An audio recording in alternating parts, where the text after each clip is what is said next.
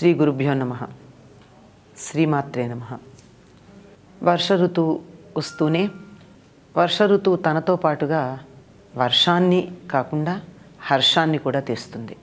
శ్రావణ భాద్రపదాలు వర్ష ఋతువుగా చెప్పుకుంటాం. అందులో శ్రావణ మాసం రాగానే అటు వానలు పడుతూ ఉంటాయి, ఇటు పండగల వెల్లువ మొదలవుతూ ఉంటుంది.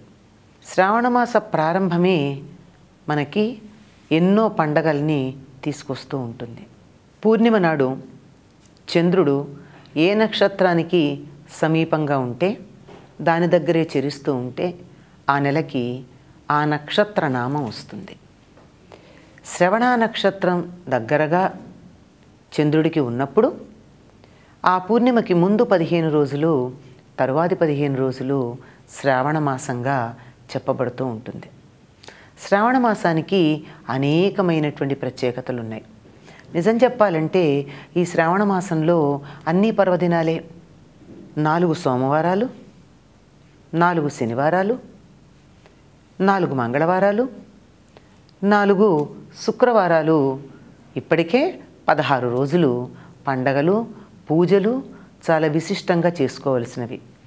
ఇవి కాక కృష్ణాష్టమి వస్తుంది. దానికన్నా ముందు రక్షాబంధనం అంటే రాఖీ పూర్ణిమ అంటారు, అది వస్తుంది. దాన్నే జంఝాల పౌర్ణిమ అనేటటువంటి పేరుతో కూడా పిలుస్తాం. ఇది కాక గరుడ పంచమి, నాగపంచమి, నాగ చవితి, చతుర్థి నాగ చతుర్థి, నాగపంచమి. ఇవి కాక ఇంకా ఎన్నో, ఒక ద్వాదశికి ప్రత్యేకత ఉంది, శుద్ధ ద్వాదశికి. 2 ఏకాదశులకి ప్రత్యేకతలు ఉన్నాయి. ఇట్లా చూసుకుంటూ వెళ్ళినట్టయితే మొత్తం శ్రావణ మాసంలో ఉన్నటువంటి ప్రతిరోజుకి ఒకానొక విశిష్టత ఉన్నట్టుగానే కనపడుతుంది. ఇంత వైశిష్ట్యం ఈ మాసానికి ఉండడానికి గల కారణం ఏమిటి అంటే అది శ్రవణ నక్షత్రంతో కూడుకొని ఉండడమే ప్రధానమైనటువంటి కారణంగా చెప్తూ ఉంటారు. శ్రవణ నక్షత్రం మకర రాశికి చెందినటువంటిది. దానికి అధిపతిగా శని ఉంటాడు. అందువల్ల శని యొక్క ప్రాబల్యం ఎక్కువగా ఉండకుండా ఉండడానికి, దైవం యొక్క అనుగ్రహం తమ మీద అధికంగా ప్రసరించాలని ప్రత్యేకంగా తమ తమ ఇష్టదైవాలని పూజించే సంప్రదాయం ఉంది. అంతకన్నా మించి ఇంకొక విశేషం ఏమిటి అంటే ఈ చాతుర్మాస్యం ప్రారంభమైన తర్వాత వచ్చేటటువంటి మాసం ఇది. ఆషాఢ శుద్ధ ఏకాదశి నాడు, లేక కొంతమంది ఆషాఢ శుద్ధ పూర్ణిమ నాడు చాతుర్మాస్యాన్ని మొదలు పెడతారు. చాతుర్మాస్యం అంటే 4 నెలల పాటు యతులు మొదలైనటువంటి వారు దేశ సంచారం చేస్తూ జీవనం గడిపేటటువంటి వారు అది మానేసి ఒక్కచోట కదలకుండా ఉంటారు. అంటే కాలస్వరూపుడైనటువంటి నారాయణుడు యోగ నిద్ర ముద్రితుడై ఉంటాడని, ఈ 4 నెలలు అయిన తరువాత ఆయన మళ్ళీ ఉత్థాన ఏకాదశి నాడు, అంటే కార్తీక మాసంలో వచ్చేటటువంటి ఏకాదశి నాడు ఆయన మేలుకుంటాడని, కనుక ఈ 4 నెలల పాటు మునులైనటువంటి వారు, కొన్ని రకాల ఆచారాలు పాటించేవారు, పీఠాధిపతులు, యతులు, సన్యాసులు, వీరందరూ కదలకుండా ఒక్కచోట స్థిరంగా ఉంటారు. దీనిలో మనకు కనపడేటటువంటి విశేషం ఏమిటి అంటే ఇది బాగా వానలు పడేటటువంటి కాలం. వానలు పడి నేలంతా బురదగా ఉంటుంది, వాతావరణం బాగుండదు, చీకట్లు దట్టంగా అనిపిస్తాయి, ప్రయాణాలు చేయడానికి అనువుగా ఉండదు. పైగా వానలు పడేటప్పటికీ ఎక్కడ పడితే అక్కడ చిన్న చిన్న మొక్కలు, కలుపు మొక్కలవండి, మంచివవనండి, కాకపోనండి, వాటిల్లో దోమలు మొదలైనటువంటి కీటకాలు ఇలాంటివన్నీ ఉండి ప్రయాణానికి చాలా చాలా చాలా ఇబ్బంది కలిగించేటటువంటి కాలం. అందువల్ల ఒక్కచోట ఉండమన్నారు. ఈ ఒక్కచోట ఉన్నప్పుడు ఏం చేస్తారు వీళ్ళు అంటే శ్రవణం చెయ్యాలట. శ్రవణము అంటే వినుట. ఆ వినడానికి ప్రాధాన్యం ఉన్నటువంటి నక్షత్రం గనక ఈ నక్షత్రానికి శ్రవణ నక్షత్రం అని పేరు. శ్రవణం అంటే ఏమిటి? ఒకప్పుడు మనకి గ్రంథాలు ఇప్పట్లాగా అచ్చు యంత్రాలు ఎక్కువ లేకపోవడం వల్ల చాలా కొద్ది మంది దగ్గర ఉండేవి. గురుకులాల్లో ఒక గురువు దగ్గర మాత్రమే ఉండేవి, మిగిలిన వాళ్ళ దగ్గర గ్రంథాలు ఉండేవే కాదు. మరి చదువు ఎలా సాగేది అంటే గురువుగారు చెప్తూ ఉంటే శిష్యులు వింటూ ఉండేవారు, విని వల్లెవేసేవారు, వల్లెవేసి మనస్సుల్లో పెట్టుకునేవారు. అందువల్లే ఆ రోజుల్లో చదువు మస్తకగతం, పుస్తకగతం కాదు. అంటే బుర్రలో ఉండేది, చదివిందంతా మనసులో ఉండేది. ఆ తర్వాత ఇప్పుడు మనం పుస్తకం చూడాల్సి వస్తుంది. ఇంకా గట్టిగా మాట్లాడితే హస్తగతం అంటున్నాం. ఉండండి, చేతిలో ఉన్నటువంటి చిన్న యంత్రంలో చూసి చెప్తామని. కానీ అలా మస్తకగతమైనటువంటి చదువు ఎలా వస్తుంది అంటే శ్రవణం వల్ల వస్తుంది. మరి నా దగ్గర ఎవరు వినడానికి విద్యార్థులు లేరండి, లేదా నేను విందామనుకుంటే చెప్పేవాళ్ళు లేరండి, మరి ఎలా కుదురుతుంది అంటే స్వాధ్యాయం అనే పద్ధతి ఒకటి ఉంది.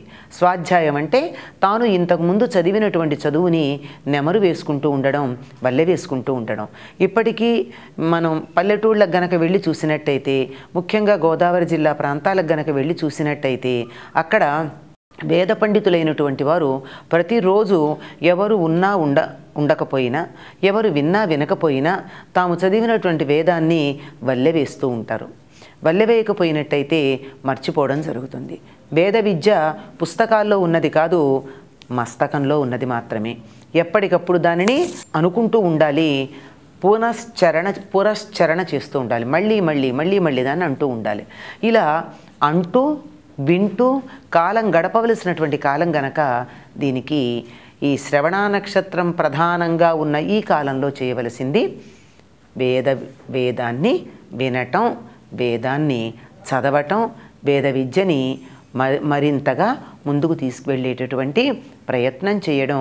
ఇది శ్రావణ మాసంలో ప్రధానంగా కావాల్సింది. దీనికి ముందు ఆషాఢ పూర్ణిమ వస్తుంది. అంటే శ్రావణానికి ముందు ఉన్న నెల ఆషాఢం కదా. ఆషాఢ మాసంలో ఉన్నటువంటి పౌర్ణమికి గురు పూర్ణిమ అని పేరు. దీన్నే మనం వ్యాస పూర్ణిమ అని కూడా అంటాం. ఆనాడు వేదాలని విభజించి మనకి అందించినటువంటి, అంటే ఈ 28వ కలియుగంలో ఉన్న మానవులకి వేదాన్ని చదువుకోవడానికి వీలుగా విభాగం చేసి చక్కగా అందించినటువంటి వాడు వేదవ్యాసుడు.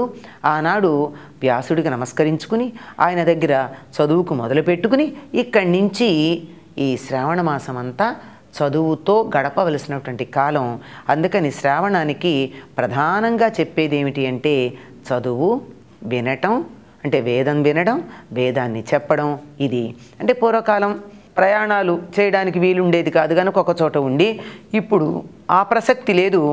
ప్రయాణాలు చేయకూడదు, ఒకే చోట ఉండాలి అనేటటువంటిది ఏ పీఠాధిపతులకో సన్యాసులకో సంబంధించిన విషయమే. కానీ మన వంటి సామాన్యులందరూ చేయవలసింది తప్పనిసరిగా ఒక చోటగా ఉండి, అంటే ఒక ప్రదేశంలో, ఊరు మారకూడదు అన్న నియమం కాదు, ఉండి చక్కగా వేదాన్ని కానీ లేక మనం చదువుకునే చదివేదైనా సరే. ఆనాడు వేదం అంటే వేదం అన్నటువంటి పదానికి శాస్త్రము, జ్ఞానము, తెలుసుకోదగినది అని అర్థం. విద్ అంటే తెలుసుకొనుట, వేదం అంటే తెలుసుకోదగినది, చదువుకోదగినది, అంటే జ్ఞాన సముపార్జనకి వినియోగించవలసినటువంటి కాలంగా ఈ శ్రావణ మాసాన్ని గురించి మనం చెప్పుకుంటూ ఉంటాం. కనుక వేదాధ్యయనానికి లేక మనం చదువుకునేటటువంటి జ్ఞాన సముపార్జనకి వెచ్చించవలసినటువంటి కాలంగా చెప్పే ఈ శ్రావణ మాసంలో ప్రతిరోజు ఏదో ఒక రకమైనటువంటి పవిత్రతని సంతరించుకున్న రోజే.